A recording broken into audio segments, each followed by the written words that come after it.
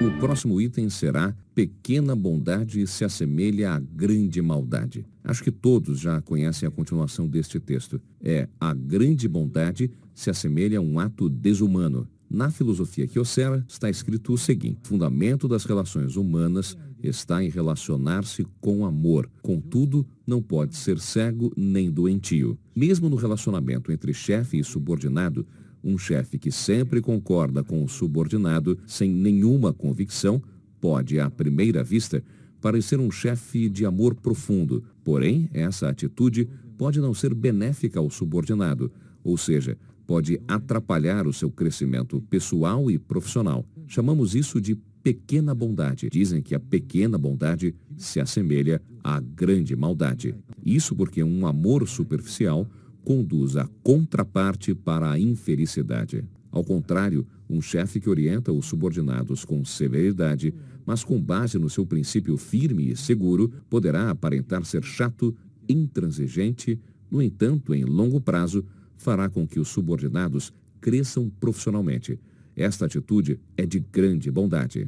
Há exemplos de pais que criaram seu filho com amor em demasia, mimando-o quanto podiam, mas este se tornou reprovável quando adulto. A prática de uma pequena bondade, neste caso, amar em demasia o filho, culminou em uma grande maldade para esse filho. Isso mostra a veracidade da expressão pequena bondade se assemelha à grande maldade.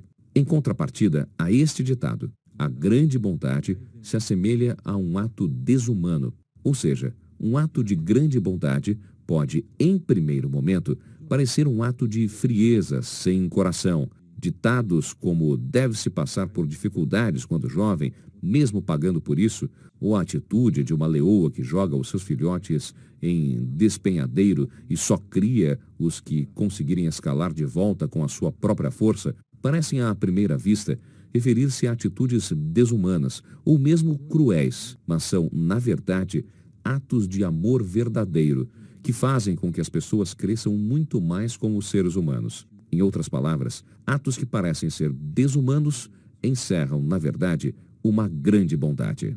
Na verdade, não tinha para mim, desde o início, o conceito de pequena e grande bondade. Através da filosofia Inamori, tenho pregado a todos, estimulando-os a terem sentimentos altruístas, bondade, a pensarem no próximo, com um coração puro e imaculado. Talvez porque um livro de religião que encontrei no leito de convalescência da tuberculose, que me acometera quando eu ainda estava na minha infância, entre os 9 e 11 anos de idade, doença considerada fatal na época, tenha influenciado na formação de minha visão sobre a vida.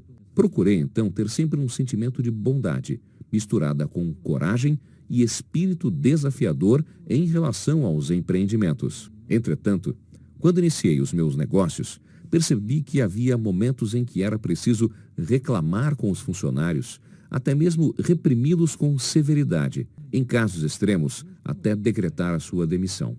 Eu, que pensava ser sempre simpático e compreensível com os funcionários, logo de cara me deparei com a contradição. Assim que iniciei as minhas atividades empresariais, passei a exigir dos meus funcionários coisas terríveis, opostas à minha visão sobre a vida que acalentava até então, apenas para melhorar o desempenho da minha empresa. Pensei que pudesse ser o meu ego, um caráter perverso que me havia aflorado. Isso muito me atormentou. Creio que todos os senhores membros da Seiyu Aiko devem estar à procura de algo para se apoiar em meio ao sofrimento que enfrentam na administração de suas empresas. Muitos chegaram a esta escola em busca desse apoio e estão tomando as minhas experiências, ouvidas nas palestras, como ponto de amparo para suas vidas. Também sofri como os senhores e tentei várias coisas. As minhas severas reprimendas aos subordinados, com o rosto ruborizado de nervoso, semelhante à da deidade Nyo, guardião de Buda, vinham de encontro ao que eu sempre tinha no coração e com o que proferia. Isso me atormentou muito por longo tempo.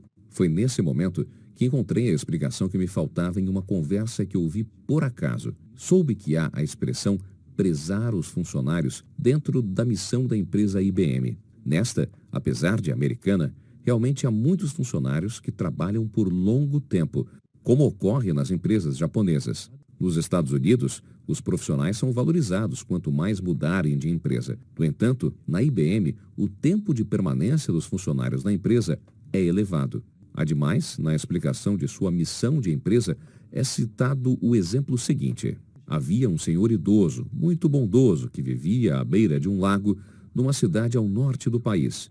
Todos os anos, um bando de gansos selvagens vinha a esse lago para passar o inverno. O velho bondoso, não se sabe a partir de quando, passou a alimentá-los. Os gansos, por sua vez, se aproximavam da beira do lago sem medo para se alimentarem das rações servidas pelo velhinho. Anos e anos, o velhinho continuou a dar as rações com as quais os gansos contavam para passar o inverno. Certo ano, os gansos vieram a esse lago e, como de costume, se aproximaram da sua margem à espera da ração. Mas, no entanto, o velhinho não apareceu. Dia após dia, eles vinham até a margem esperando pelo velhinho, sem que ele aparecesse.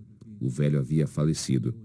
Nesse ano, o inverno foi muito rigoroso e o lago congelou completamente. Os gansos que esperavam pelo velhinho morreram todos de fome, pois haviam esquecido como procurar os seus alimentos por si sós. Ao final dessa história, encontra-se a frase: a IBM não forma os funcionários desta maneira. Os gansos selvagens, na verdade, vivem em meio à natureza severa, e mesmo durante um inverno rigoroso de congelar o lago, conseguem sobreviver buscando seus alimentos com as próprias forças. Assim, a IBM declara prezar os funcionários como uma das missões da empresa, com o intento de formar funcionários fortes, tais como os gansos selvagens. Podem os senhores pensar, como assim? Desta maneira não estão prezando coisa alguma? Mas percebi nesse momento o que é o verdadeiro amor. Depois disso, ao ler vários livros, deparei com este ensinamento de Buda. A pequena bondade assemelha-se à grande maldade. Logo pensei, é isso. Sofri muito com a contradição entre a minha vontade de lidar com funcionários, sempre com a bondade, e a minha atitude de repreendê-los severamente. Achei que me faltava maturidade o suficiente para conduzi-los. No entanto, cheguei à conclusão de que se eu estivesse sempre concorde com os funcionários, sempre bonzinho com todos, um dia a minha empresa quebraria. Não podia arruinar a minha empresa, sendo conivente com os funcionários indisciplinados ou que cometessem erros. Como ficaria a minha responsabilidade com os funcionários sérios, que empenham seus esforços pensando no progresso da empresa? Seria o mesmo que cometer um grande pecado. Desde então, passei a pensar que não posso ficar bajulando os funcionários só porque não tenho coragem de repreendê-los. E com isso, arruinar a empresa, causando infelicidade a todos. Devo, sim, repreender quando necessário, sem dó, porque essa é a grande bondade. Assim, as palavras que me tiraram daquele sofrimento que me acometia por longo tempo foram: a pequena bondade assemelha-se à grande maldade.